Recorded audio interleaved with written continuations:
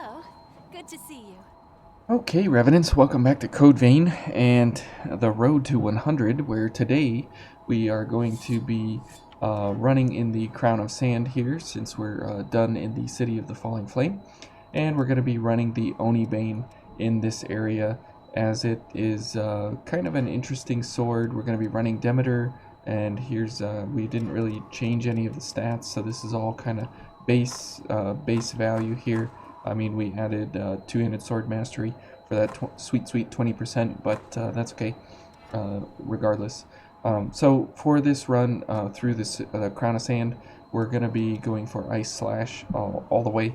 And so we have Aurora Flash, which is kind of a mediocre set here based on our dark value. So we're not going to be getting a whole lot of damage out of this, and we're not going to be getting a whole lot of increase out of Bridge to Glory here.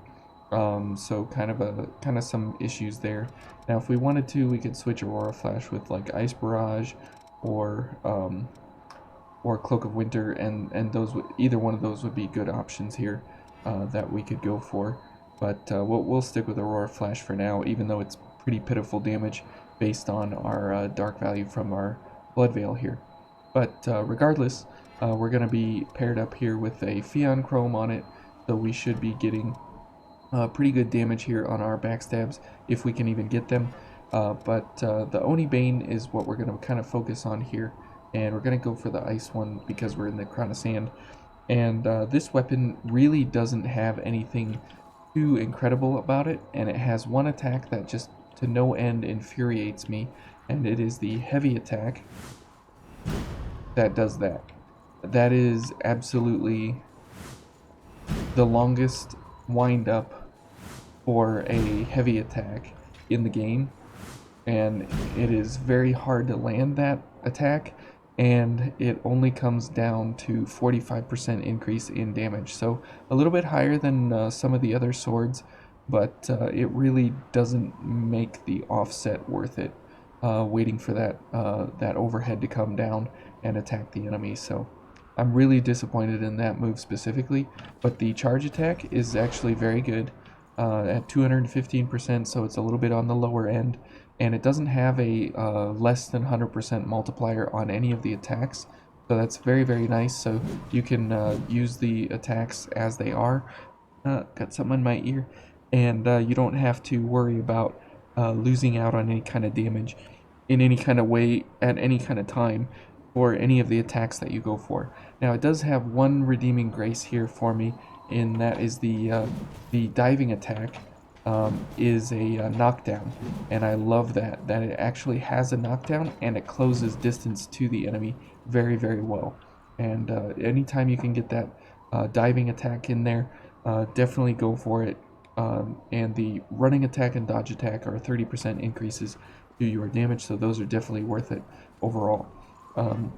But that running attack, just going for the knockdown, means that you can set up for a charge attack in the event that you get the ability. Oh, in the event that you get the ability to, there's the knockdown, to go for the charge attack and set yourself up for that. That is very, very nice.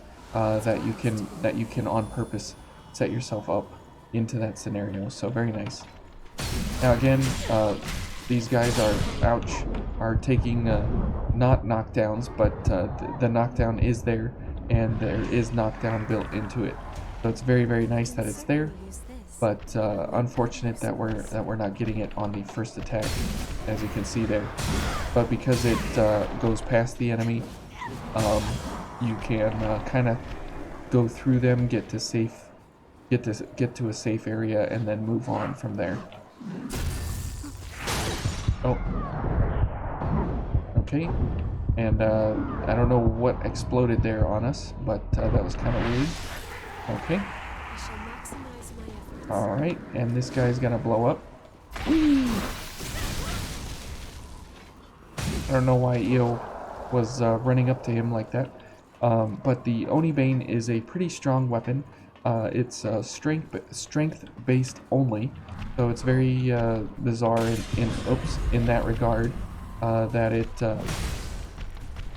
has to do with the with being strength only.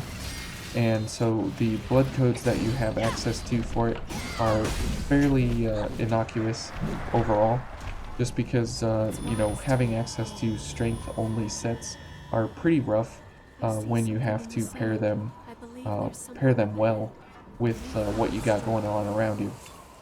So if we go for some items here, we can make a little bit faster work of this fella.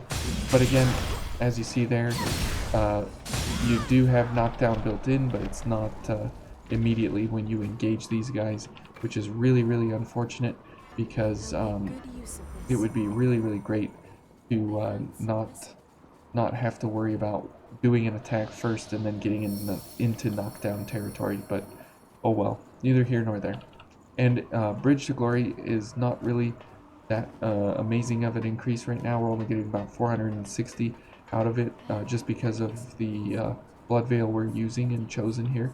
But we had to look good with our Blood Veil on here, so that's why we're using it, because it looks really, really nice with this set here that we have active on us. Oops. Trying for that backstab there to get 5% more health back, but not working too well. So an Aurora Flash, as you see there, not too effective overall, but it does have a little bit of damage in the event that we need to go for some quick damage.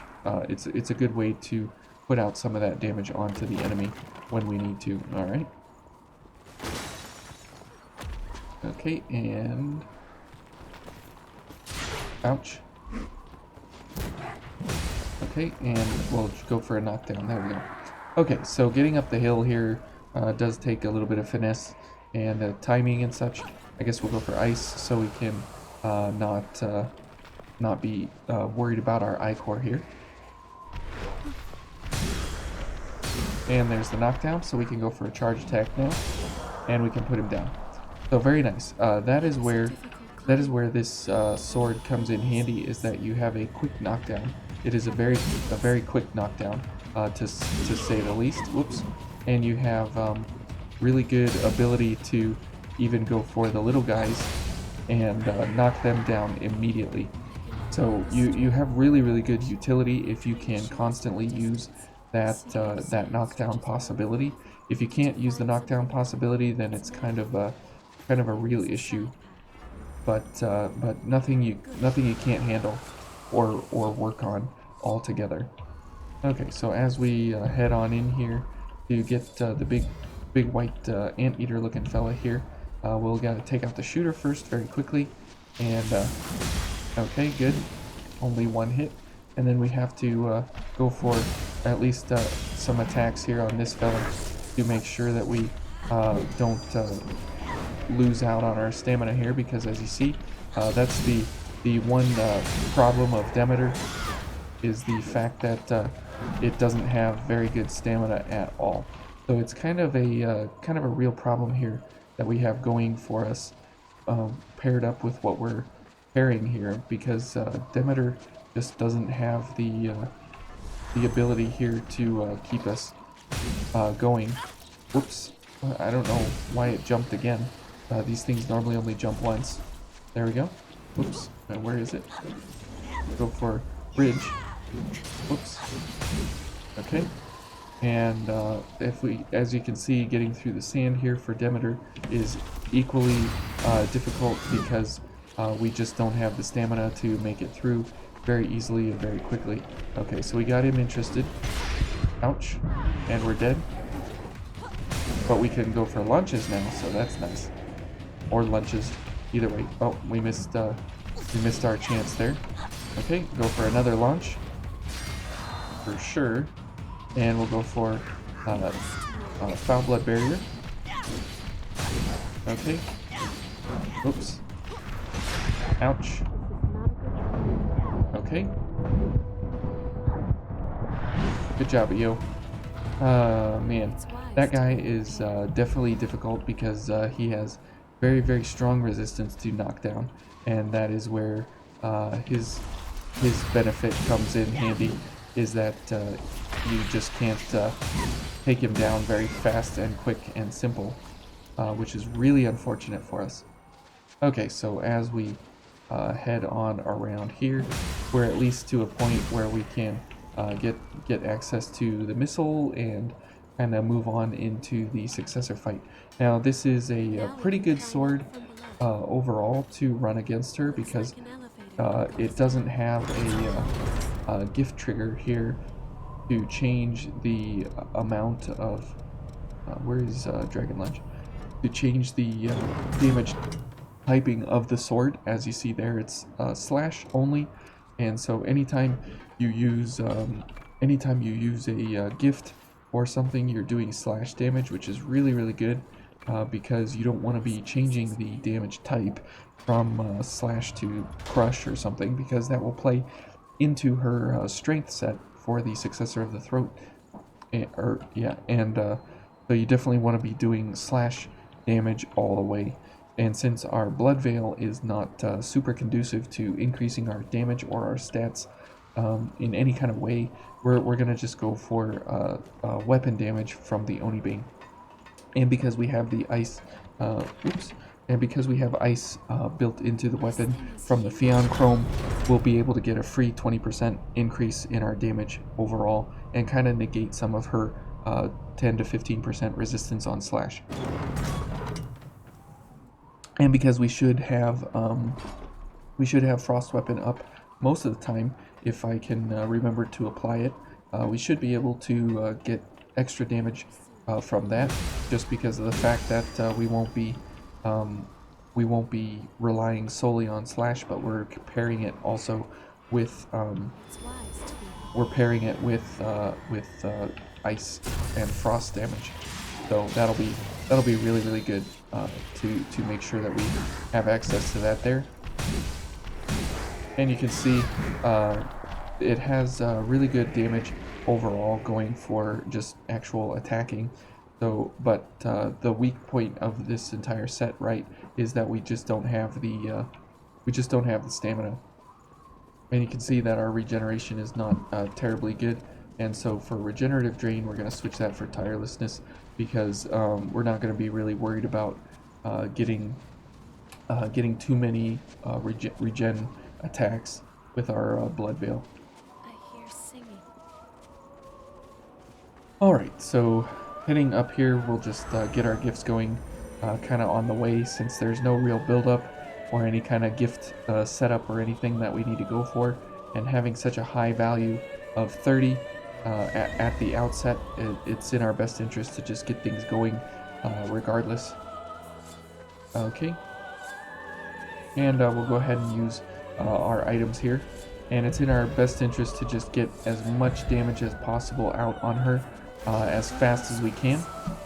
And so Io will help us definitely keep our leaking under control because of Panacea's essence, and she does really good dodging, and she does really good damage, and she has Frost Spike, and she heals us for a lot. So definitely good to have Io along here. And plus she gives us Regenerator, which allows us to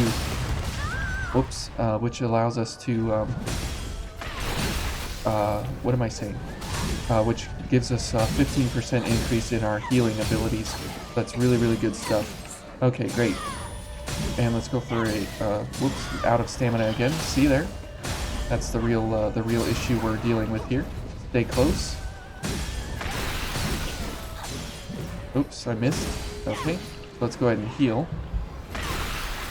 And let's go for Ice Weapon. And as soon as she comes out, we'll go for another Dragon Lunge. Oh, come on. Okay. Ouch. Definitely did not pay attention there on that one. And even though we had Foul Blood going, it just didn't matter. So she's going for EO. So we can get in here with another Dragon Lunge. So 10,000 damage is pretty good. Ouch, we're dead again. Okay. And you can see why EO is such a good, valuable partner here for us. Okay. And she's healing up, so we're good there. And she got rid of our leak for us. Very nice. Okay. And let's head on in here for some more damage. Oh, let's go for bridge. And Foul Blood coming to save the day there again. Let's go for more heals.